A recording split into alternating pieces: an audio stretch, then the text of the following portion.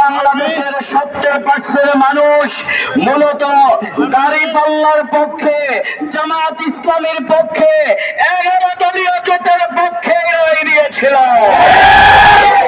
দিবালোকের মতো পরিষ্কার হয়ে গেছে।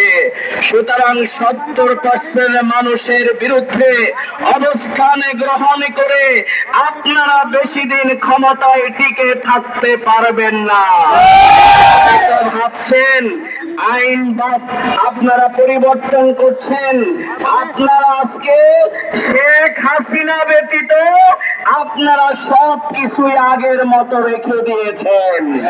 কিন্তু শেখ হাসিনা ফ্যাসিস্ট খুনি ভারতকে সাথে নিয়ে জনগণের বিরুদ্ধে গুম খুন আইনগর তৈরি করে 15 বছর কাটিয়েছিল। আপনাদেরকে সেই সুযোগ জনগণ বাংলার মাটিতে।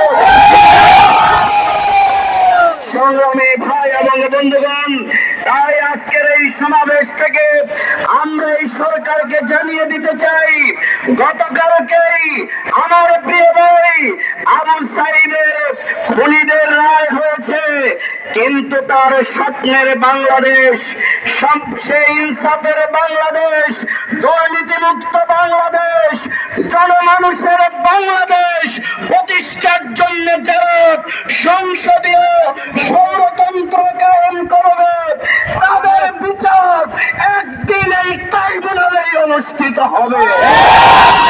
আমি ভাই এবং বন্ধুগণ, তাই আজকের এই সমাবেশে এখন বক্তব্য রাখবেন বাংলাদেশ জামাত ইসলামী কেন্দ্রীয় কর্ম পরিষদের অন্যতম সদস্য, ঢাকা মহানগরী দক্ষিণের সংগ্রামী নায়েবে আমির জননেতা অ্যাডভোকেট ডক্টর হেলাল উদ্দিন এখন বক্তব্য রাখবেন।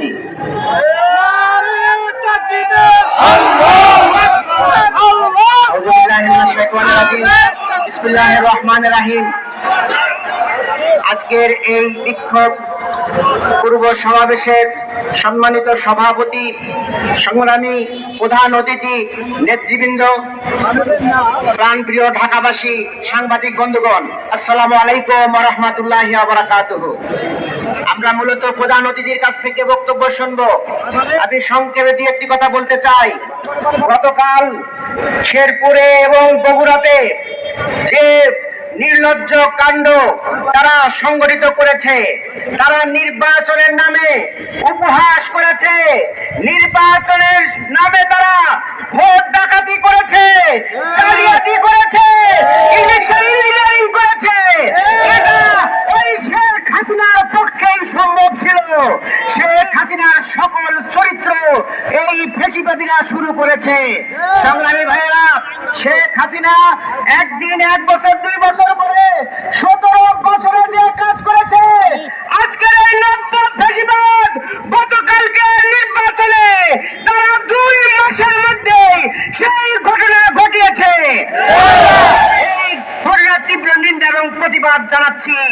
সংগ্রামী ভাইয়েরা, তারা ভোটের আগের দিন ওই বগুড়ার যিনি প্রার্থী ছিলেন তিনি সাংবাদিক সম্মেলন করে বলেছিলেন কোন বোরকাপরা মহিলাদেরকে ভোট দিতে দিবে না, নেকাব খুলে ভোট দিতে হবে।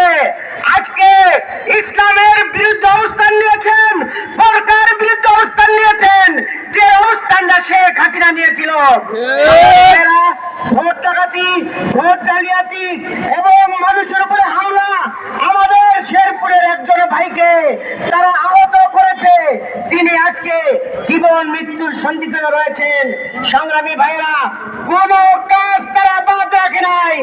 আমরা বলবো আপনারা ওই ফ্যাসিবাদের চরিত্র প্রত্যাখ্যান করুন, না হলে এই গণভোটকে যেমন প্রত্যাখ্যান করেছেন, জনগণ আপনাদেরকে লাল কার্ড দেখানোর জন্য প্রস্তুত রয়েছে। আগামী দিনের তাদের সকল চরিত্র আমরা জনগণের সামনে উপস্থাপন করব এবং তাদের বিরুদ্ধে পাড়ায় মহল্লায় সকল জায়গায় আমরা দুর্ভেদ্য প্রাচীর তৈরি করে এই সকল নব্য সন্ত্রাসীদের, নব্য ফ্যাসিবাদদেরকে উৎখাত করার জন্য দৃঢ় প্রত্যয় নিয়ে আমরা আজকের এই প্রতিবাদ সমাবেশ থেকে বাসায় যাব। সবাইকে ধন্যবাদ। আল্লাহ হাফেজ।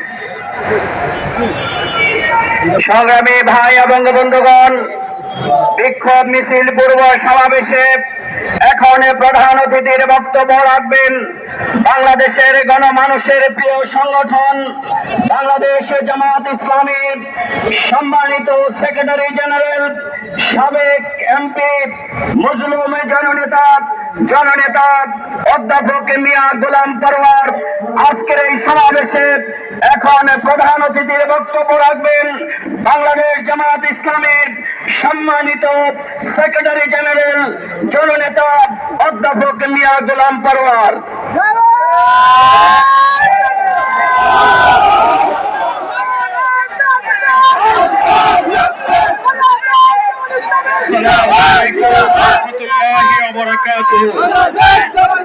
الحمدلله رب العالمين الصلاة والسلام على سيد المرسلين وعلى آله وصحابه أجمعين। বাংলাদেশ জামাত ইসলামীর উদ্যোগে আজকে এই বিক্ষোভ মিছিল পূর্ব সমাবেশ আপনারা সব জেনেছেন এবং সবাই সচেতনভাবে লক্ষ্য করছেন। গতকালকে বগুড়া এবং শেরপুরে অনুষ্ঠিত দুইটি আসনের উপনির্বাচনে নির্লজ্জভাবে কেন্দ্র দখল, ভোট ডাকাতি, জোর করে ব্যালটে সিল মারা, জাল ভোট দেওয়া এবং আমাদের দলের নেতা কর্মীদের উপর নৃশংসভাবে হামলা আক্রমণ করে অনেক লোককে তারা আহত করেছে। একজন মুমূর্ষু অবস্থায় এখন হসপিটালে তারা সময় কাটাচ্ছে। আমরা গতকালকেই প্রেস ব্রিফিং করে নির্বাচন চলাকালে দুপুর 12টা পর্যন্ত সমস্ত অনিয়মের প্রতিবাদ জানিয়েছি। প্রধান নির্বাচন কমিশনের দপ্তরে লিখিতভাবে অভিযোগ জানিয়েছি। আমাদের প্রিয় নেতা, জাতীয় সংসদে বিরোধী দলীয় নেতা আমিনুল জামাত জাতীয় সংসদে তার প্রতিবাদ করেছেন, অধিবেশন শেষে সাংবাদিকদেরকে বলেছেন। কিন্তু দুঃখজনক হলেও সেই সব ভোট ডাকাত, কেন্দ্র দখলকারী, হামলা করে যাদেরকে মৃত্যুর দিকে ঠেলে দেওয়া হচ্ছে তাদের কোনো একজনকে এখনো গ্রেফতার করা হয়নি। সংসদে দাঁড়িয়ে সরকারি দলের সদস্যরা বলছেন ভোট নিরপেক্ষ নির্বাচন হচ্ছে। আবার প্রধান নির্বাচন কমিশন তার কার্যালয় থেকে দুঃখের সাথে আমরা লক্ষ্য করলাম নির্বাচন চলাকালে এত কিছু বলার পরেও তিনি ব্রিফ করে বলছেন সেখানে নির্বাচন শান্তিপূর্ণভাবে হচ্ছে। অথচ সোশ্যাল মিডিয়াতে গণমাধ্যমে দেখা যাচ্ছে ভোটার নয়, অনেক লোক ভোট কেন্দ্রে ঢুকে পড়ছে। সাংবাদিকরা জিজ্ঞাসা করছেন তুমি ভোটার না, তুমি আসছো কেন? সে পালিয়ে যাচ্ছে। ভোট কেন্দ্রের মধ্যে বস্তা বড় বিরিয়ানির প্যাকেট, প্রার্থী ঢুকে দেখছে, ব্যালটে সিল মারা, জিজ্ঞাসা করছে বিজেপি ওইটার কোনো অভিপ্রায় দিতে পারছে না।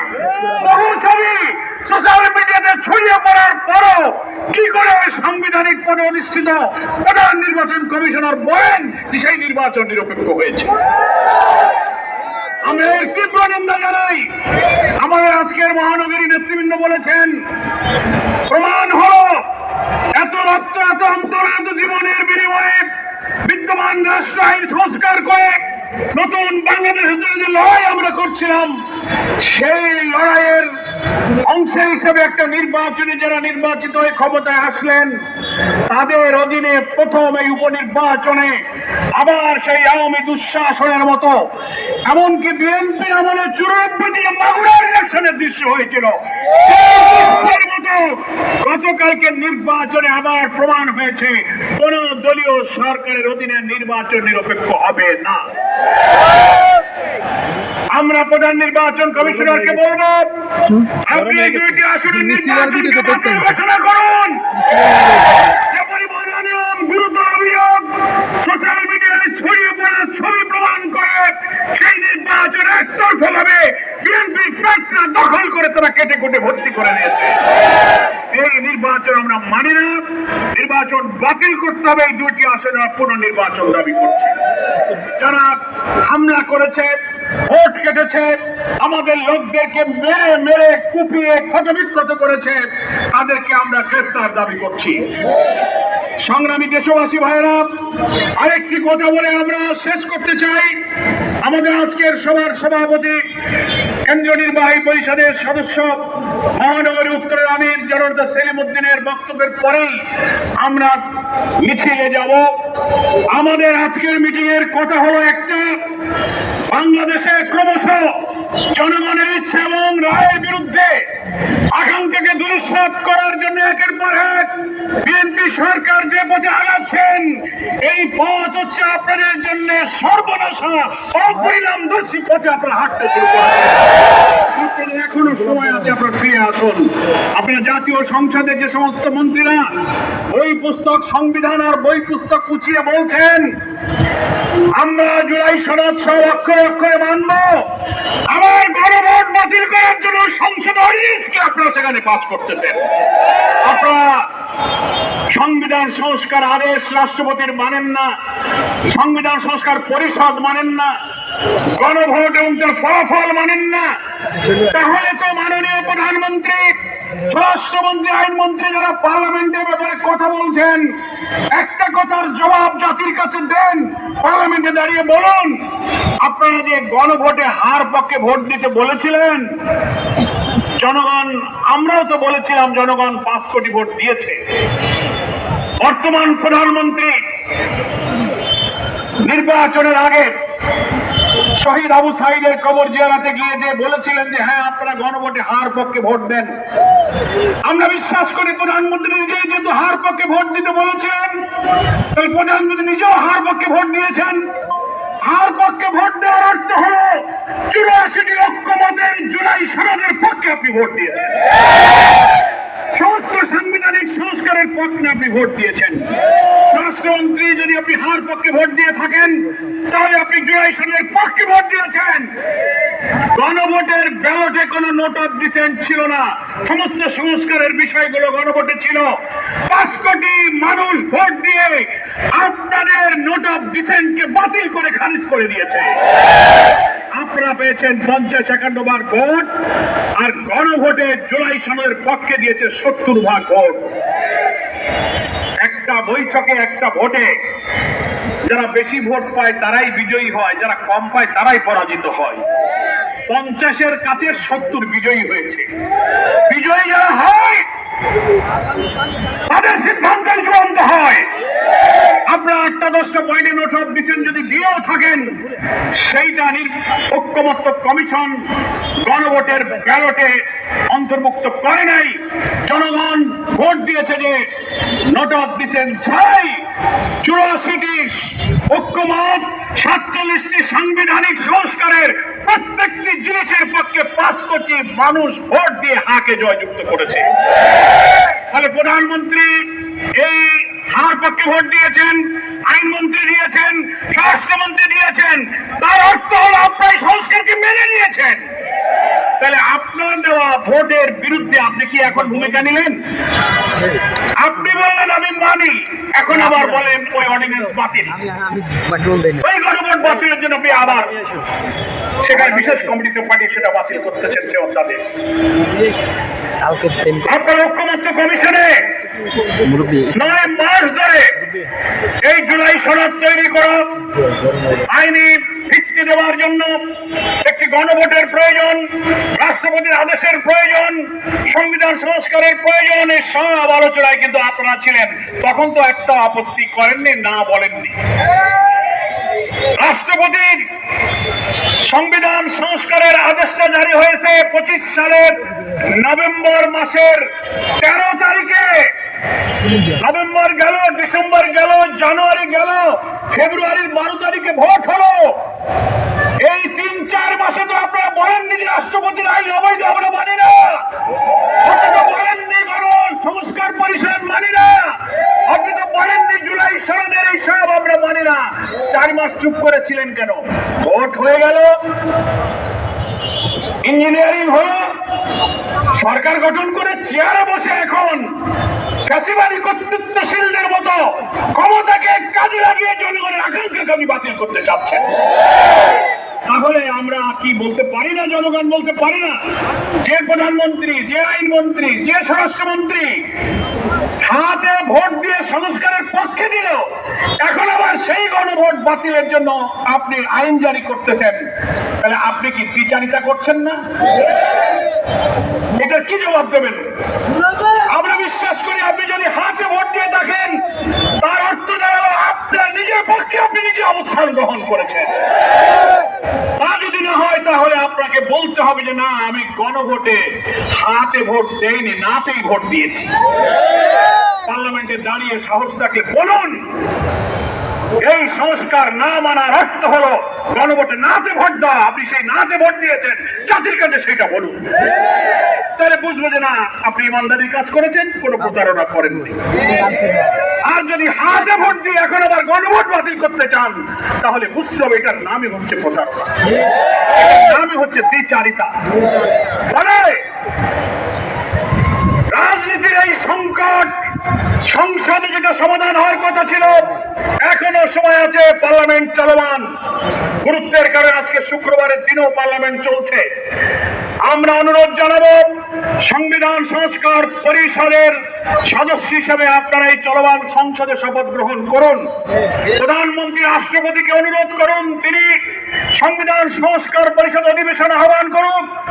সেখানে গণভোটের রায় অনুযায়ী পুরা জুলাই সনদের সংস্কার প্রস্তাব উত্থাপিত হোক, আইন হিসেবে অনুমোদিত হোক, আমাদের সংবিধানের তফসিলে আইন হিসেবে অন্তর্ভুক্ত হোক। তাহলে এই সংকটের নিরসন হবে, সংবিধান সংস্কার পরিষদের দায়িত্ব শেষ হবে, বাকি এমপিরা পার্লামেন্টের মেম্বার হিসেবে বাকি দায়িত্ব 5 বছর পালন করবেন। সেই সুযোগ এখনো আছে। সংসদের পার্লামেন্টের রাজনীতির সব সংকট, সব বিতর্ক আমরা চাই জাতীয় সংসদে আলোচনা করে সমাধান হোক। আমরা এই সংকটকে রাজপথে নিতে চাইনি, কিন্তু আপনি যখন আইন করে গণভোট বাতিল করেন, গুমের আইন বাতিল করেন, মানবাধিকার বাতিল করেন, রাষ্ট্রপতির আদেশ মানেন না, আমাদের আর কোনো উপায় নেই। জনগণ আমাদেরকে ভোট দিয়ে 5 কোটি ভোট দিয়ে জুলাই সনদের যে রায় দিয়েছে সেই জনগণের কাছে যাওয়া ছাড়া আমাদের কোনো পথ নাই। তাই 11 দলীয় ঐক্যের পক্ষ থেকে গতকাল 9 তারিখ থেকে 1 সপ্তাহ গণসংযোগ অভিযান, প্রচারপত্র বিলি, মহানগরীতে বিক্ষোভ, জেলায় বিক্ষোভ, জাতীয় সেমিনার, জুলাই যোদ্ধাদের সাথে মত বিনিময়, অনেক কর্মসূচি ঘোষিত হয়েছে। এরপরে আবার 11 দলের শীর্ষ নেতারা বসবেন, একের পর এক কর্মসূচি আসবে। জনগণকে দুর্বার আন্দোলনের সাথে করে গণভোটের ফলাফল কার্যকর করা ছাড়া এই জাতির সামনে কোনো পথ খোলা নেই। এখন সংকট আপনারা তৈরি করেছেন, আপনাকে এই সংকটের সমাধান করতে হবে। আপনি আসুন, এখনো জাতীয় সংসদে বিরোধী দলের সাথে বসুন। জুলাই সনদের অঙ্গীকার অনুযায়ী আপনারা হাতে যদি ভোট দিয়ে থাকেন তো ভোটের যে ফলাফল, আমরা অন্য কিছু বলি না, আপনি যে হাতে ভোট দিয়েছেন যে ফলাফল আপনি কার্যকর করুন, এটাই সংকটের সমাধান হবে। আর বগুড়া শেরপুরের কেন্দ্র দখল, মারামারি, হামলা, জাল ভোট, এর সাথে যুক্তদেরকে আপনি আইনের আওতায় আনুন। এই নির্বাচনের ফলাফল বাতিল করুন, এই দুটো আসনের নতুন নির্বাচনের তফসিল ঘোষণা করুন। আমি আজকের এই বিক্ষোভ পূর্ব সমাবেশে যারা সামিল হয়েছেন বাংলাদেশ জামাত ইসলামের পক্ষ থেকে সকলকে আন্তরিক অভিনন্দন, শুভেচ্ছা জানিয়ে আমি আমার বক্তব্য শেষ করছি। আল্লাহ হাফেজ। বাংলাদেশ জিন্দাবাদ, বাংলাদেশ জামাত ইসলামী জিন্দাবাদ। এখন সভাপতির বক্তব্য শুনবেন, সুশৃঙ্খল ভাবে ঐতিহ্য অনুযায়ী আমাদের মিছিল শুরু হবে ইনশাআল্লাহ। সংগ্রামী ভাই এবং বন্ধুগণ, এখন সভাপতির বক্তব্য রাখবেন